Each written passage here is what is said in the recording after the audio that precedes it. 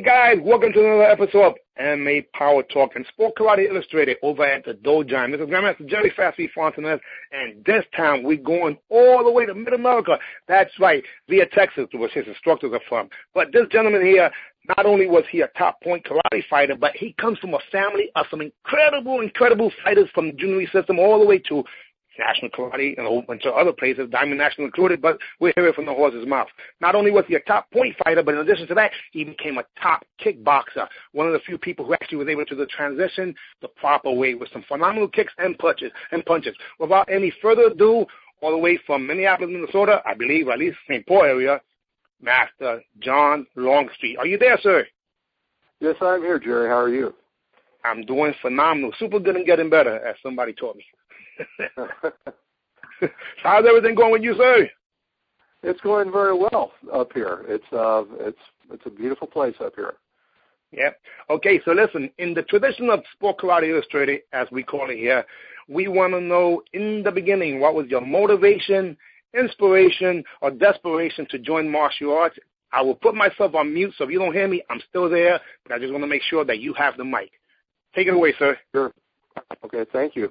It's a very simple story. My brother always wanted to take martial arts, and we grew up in a small town in Missouri that it was never offered. We moved to Minneapolis when I was 14 and he was 13, and on the way to a Twins baseball game, we drove by a karate school that said opening soon. Well, we went to the Twins game, and on the way back, we drove by that same school, and it said now open. So we stopped in. And that was the Junior Institute had just opened with John Worley and Gary Hestelow in 1973, I believe. And I was literally, as they tell the story, the first person to ever even walk in the door of the karate school. And I was their first student. So my main... What a story. Wait, let me just interject, because I didn't know that, and I fancy myself as a historian. So now you guys, you heard it first here.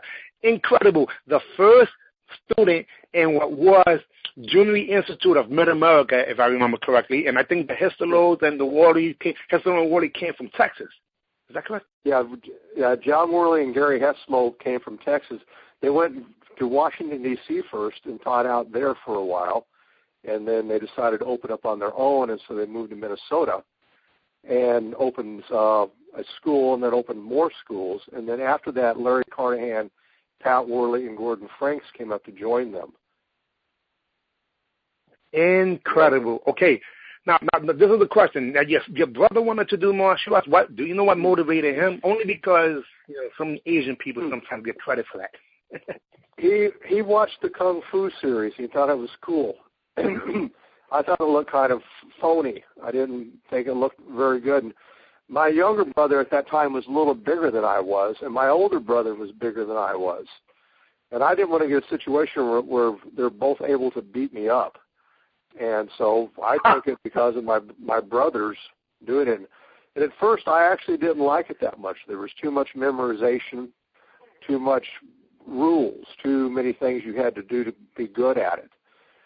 And that evolved over time until I entered a tournament, and I kicked a guy in the head and got a point for it and got a trophy at the end of it. And I thought that was really neat. You don't get in trouble for hitting people.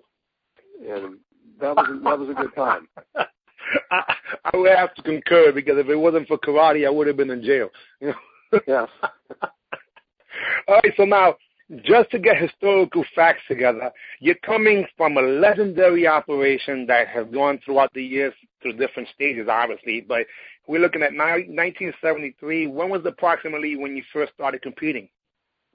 I started, I think, that probably that year in some point tournaments. We drove to a tournament in Iowa. It was the first one I'd actually competed in. I competed as a junior because I was 13, and that was actually the last tournament I competed in as a junior. Then after that, I started competing as an adult. And we went to every tournament that we could find in the Midwest. The upper Midwest at that time, didn't have very many. There's probably 4 or 5 a year, and which is, by Texas, California, or East Coast standards, not very many. And so we traveled, like I traveled down to Kansas, Roger Carpenter's tournaments all over the Midwest so I could get some experience. Wow. Okay, so now, for whatever's worth, while you're getting experience, I'm sure you're also feeling pretty proud because your instructors, which you just mentioned, at least 5 legends there back to back to back, coming from, the forefathers of quite a few things, including safety equipment and even tournament competition at different levels and even teams. How did you feel? And mention some of those events that you were able to watch, not only as a competitor, but when you seen your instructors doing that thing. Well, I was very fortunate to have them, and it was just like all the stars fell in alignment for me with these things. And one of the things of having, people like John Worley and Larry Carnahan and Gordon Franks and Pat Worley around you is you remained very humble.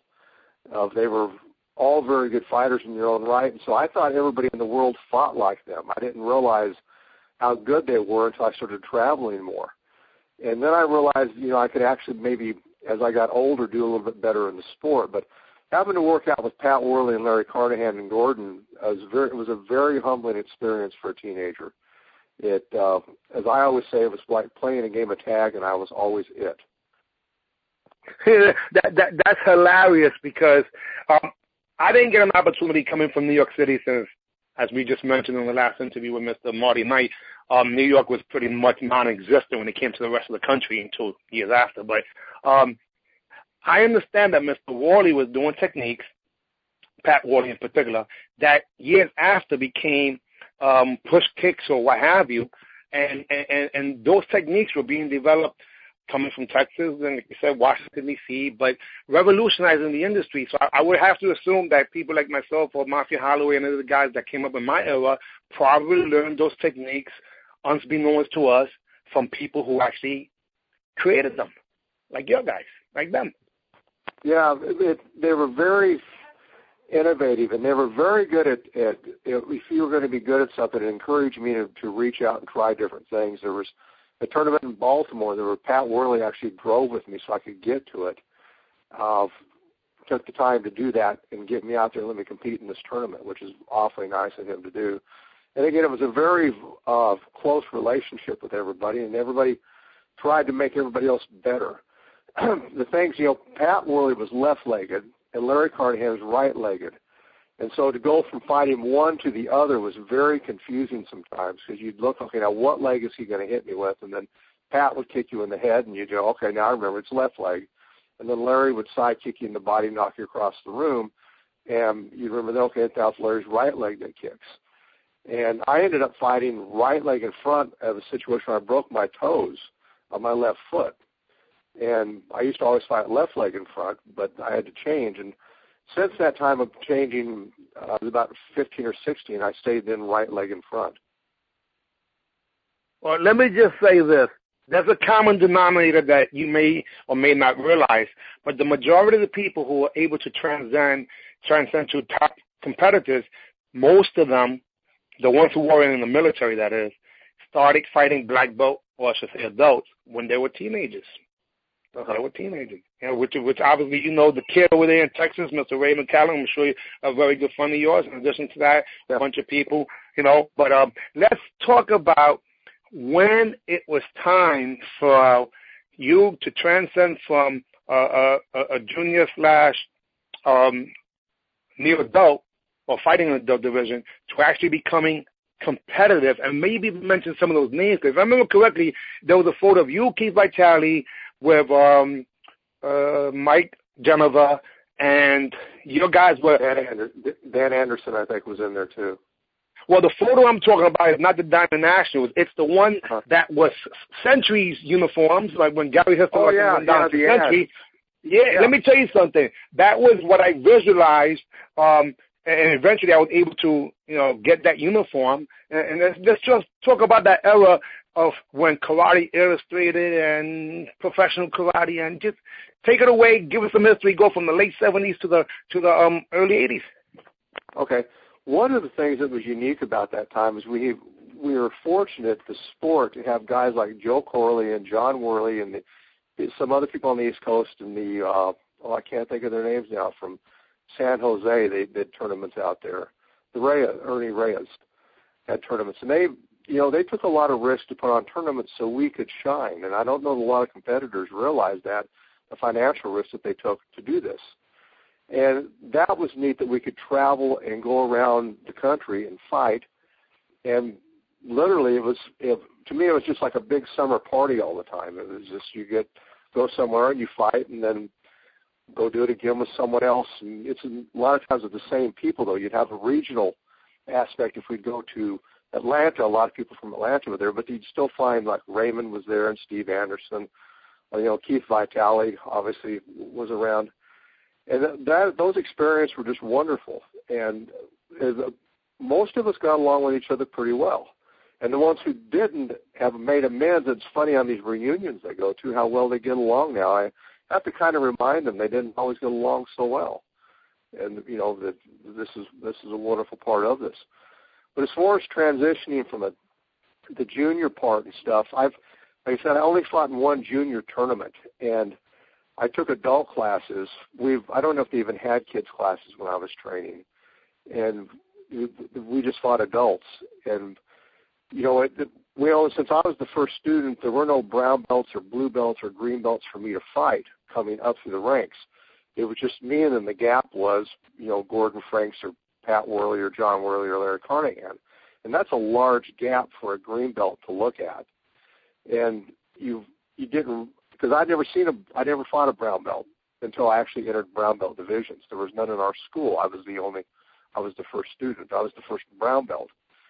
And so I lacked that, and in some ways it was a disadvantage because a lot of times they get awfully discouraged, but in other ways it was an advantage because I had very, very good people teaching me and leading me and showing me examples of, this is how you can be. If you want to get good at this, you need to do these things. You need to work hard, but you can get good at this.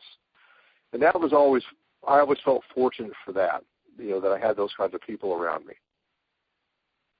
Well, they say it takes a village, right, to grow a child, and that's what you're at. You're surrounded by pioneers and legends, and we all stand on the shoulders of giants. And what's interesting is that you were in an environment where you didn't even realize, like you said, until you get a chance to compare it to, that you was with the cream of the crop there, which is so cool.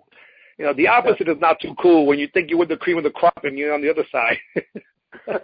We'd run into some of those guys now and then that and we were pretty, I think, gentle with them most of the time, but it was interesting.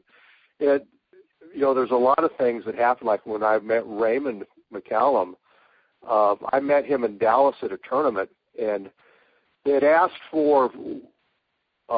They had a number of 17. I think the division had 17 people in it, and they needed 2 volunteers to fight. And so Raymond stepped forward. Nobody else stepped forward, so I stepped forward. And so he and I fought, and that was the first time I ever met him, and we really beat each other up pretty good, and he won the fight. And then afterwards, he was yelling about he couldn't find his tape, his adhesive tape anywhere. And I found it underneath the bag for him and said, here. And then that started our friendship years ago, just by me finding a roll of tape and being able to fight him. And we've been friends since then. So that's those sort of the things. whole thing. We just spoke about that. Those are frenemies, right? Even though you were friends inside that ring, I think that it might have been a little dangerous. Yeah, we tried to kill each other. We had respect for each other. That it was it. If you ever interview him or talk to him, ask him about the win-win situation, and I'll be interested to see what he says about that. But there's a lot of fun in doing that sort of stuff and competing with that kind of a caliber. I'd never seen anybody that electric on stage before in a fighting atmosphere.